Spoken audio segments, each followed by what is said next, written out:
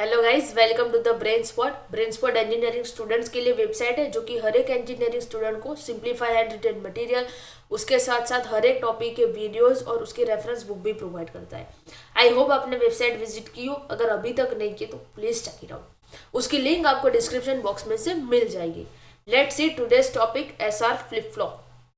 First, flip flop का use क्या होता है, फ्लिप फ्लॉप डिजिटल इलेक्ट्रॉनिक्स में यूज क्यों होता है। जब भी हमें डिजिटल इलेक्ट्रॉनिक्स या किसी भी डिवाइस में कुछ भी डेटा को स्टोर करना हो या ट्रांसफर करना हो, तब हम फ्लिप फ्लॉप का यूज करते हैं।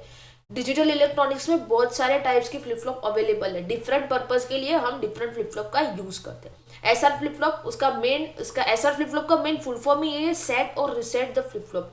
जब हमें किसी भी डिवाइस में किसी भी बीट को सेट करना हो या उसको रिसेट करके उसके ओरिजिनल फॉर्म में लाना हो, तब हमें एसआर फ्लिप फ्लॉप का यूज करते हैं। एसआर फ्लिप फ्लॉप के सारे ट्रूथ टेबल और उसके ब्लॉक डायग्राम फिक्स ही होते हैं, वो हमें कभी भी ड्रॉ करने नहीं होते। डिजिटल इलेक्ट्रॉनिक्स में फ्लिप फ्लॉप के ट्रूथ टेबल और उसकी जो भी सर्किट डायग्राम होता है वो प्री डिफाइन होते हैं, उसको हमें फिर से डिफाइन करने की जरूरत नहीं, बट उसको हमें याद रखना पड़ेगा एग्जाम में ड्रॉ करने के लिए या उसको समझने के लिए। ओके, सर फ्लिप फ्लॉप में मेनली 2 इनपुट है और 2 आउटपुट है। एस और आर 2 इनपुट होंगे और क्यू डैश उसके दोनों आउटपुट होंगे। मैंने जैसे फुल फॉर्म बोला set reset flip flop. Set means किसी भी बीट को सेट करना, either 0 either 1। Reset means either 0 या आइदर 1, उसको रिसेट करना उसको ओरिजिनल फॉर्म में। 0 होगा तो उसका रिसेट 1 करना, 1 हो तो उसको रिसेट 0 करना। ये एसआर फ्लिप फ्लॉप का ब्लॉक डायग्राम है जिसमें आप देख सकते हो एस और आर 2 इनपुट है, क्यू डैश उसके 2 आउटपुट है और क्लॉक पल्स उसको हैंडल करने के लिए, पूरे फ्लिप फ्लॉप को हैंडल करने के लिए, कब होगा या कब डेटा स्टोर होगा उसको हैंडल करने के लिए क्लॉक पल्स का यूज होता है। एसआर फ्लिप फ्लॉप में मेनली हमें 2 NAND gate, extra NAND gate या एडिशनल नैंड गेट का यूज करना पड़ता है। इसकी हेल्प से हम उसका ब्लॉक डायग्राम भी क्रिएट करते हैं। ट्रूथ टेबल, ये प्री डिफाइंड ट्रूथ टेबल है, बट मैं यहाँ पे टेक्निक दिखाती हूँ कैसे उसको याद रखना है। पहले तो ये 2 पार्ट में डिवाइड हो जाएगा। Just a second. पहले तो ये 2 पार्ट में डिवाइड हो जाएगा। कैसे? यहाँ पे क्योंकि वैल्यू 0 और 1 के लिए ये डिवाइड हो जाएगा। हो गया डिवाइड। 2 इनपुट है, इसका मतलब पॉसिबल कॉम्बिनेशन 4 बनेंगे। 0 0 0 1 1 0 1 1। ओके, और क्यू की वैल्यू 0 है। जब जब आप देख सकते हैं एस की वैल्यू, ये याद रखने की टेक्निक है, जब जब एस की वैल्यू 0 है तब तक एस की वैल्यू, यहाँ पे आप देख सकते हैं क्यू टी प्लस 1 की वैल्यू भी 0 है। अब एस की वैल्यू 1 है तब उसकी क्यू टी प्लस 1 की वैल्यू भी 1 है।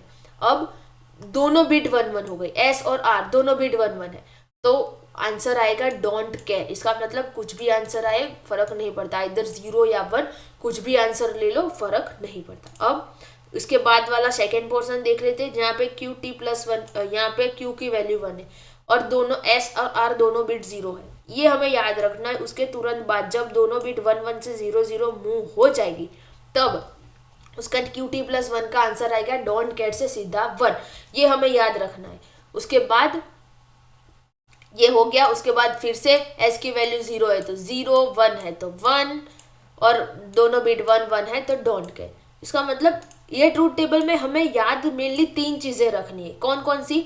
जब जब एस की वैल्यू 0 0 0 होगी, एस की वैल्यू 0 होगी तब क्यू प्लस 1 की वैल्यू भी 0 होगी। जब एस की वैल्यू 1 होगी तब क्यू टी प्लस 1 की वैल्यू भी 1 होगी। दोनों बिट 0 0 होगी या दोनों बिट 1 1 होगी तब आंसर आएगा डोंट केयर। और जब डोंट केयर के तुरंत बाद जो भी आंसर आएगा क्यू टी प्लस 1 का वो 1 आएगा जब क्यू की वैल्यू 1 होगी। ये एक याद रखने की टेक्निक्स है। अब क्यू टी प्लस 1 का हमें केमैप भी बनाना है। कैसे बनेगा?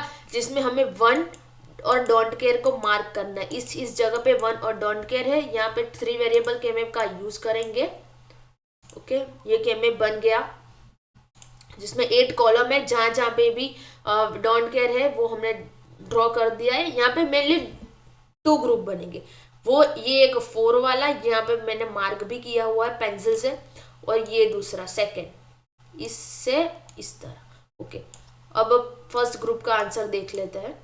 ये फर्स्ट ग्रुप मैंने ये बोला है जिसमें कि सिमिलर क्या है, इस साइड देखे तो सिमिलर तो कुछ भी नहीं है क्योंकि आधी जगह पे 0 है, आधी जगह पे 1 है, मीन्स के या क्यू डैश। ऊपर देखते हैं तो 1 1 सिमिलर, इसका मतलब आंसर आएगा एस।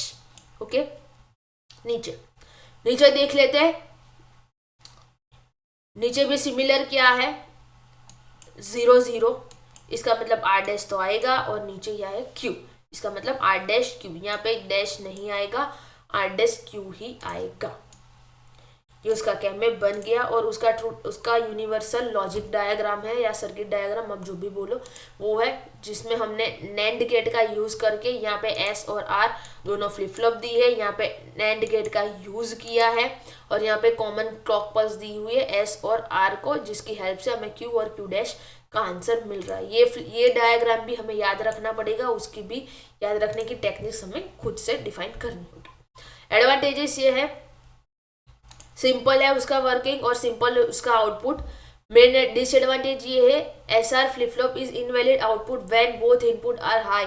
जब दोनों, यहाँ पे हम देख सकते हैं, जब दोनों बीट की वैल्यू, दोनों एस और आर दोनों की वैल्यू 1 हो, तब वो उसका आंसर आता है डोंट केयर। ये उसका मेन डिसएडवांटेज ये है, ये उसका मेनली डिसएडवांटेज जो कि जेके फ्लिप फ्लॉप रिमूव करेगा। जब हम जेके फ्लिप फ्लॉप डिस्कस करेंगे तब मैं बताऊंगी।